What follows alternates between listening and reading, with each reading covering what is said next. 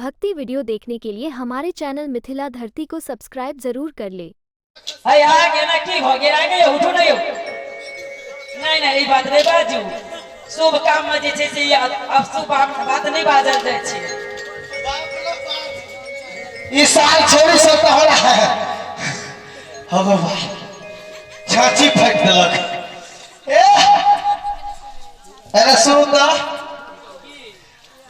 अब जयमाला और हेते कि नहीं हेते हां हां जयमाले तो सिंदूरदान हेते कि नहीं हेते दिन बीत के आबि गेले सुनो ना साँझ पड़ गेले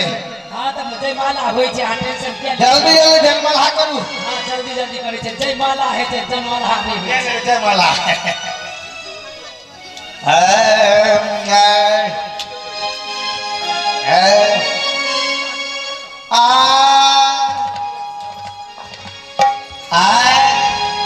छिया रे छिनार के बेटा लाना सुपारी रे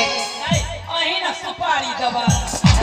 उल्टे गए रहा क्या उम्मीद है कोतवाल का डॉक्टर देखियो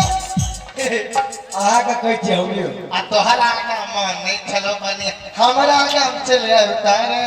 आ फलमा संसन बहने बने तो कते सुपारी अही ना बहने बनेबै त सुपारी हमरा सब के दबा सुपारी हां से देबे के ये राजा साहब के लोग विवाह करे ना आज हमरा नहीं से आप बच्चे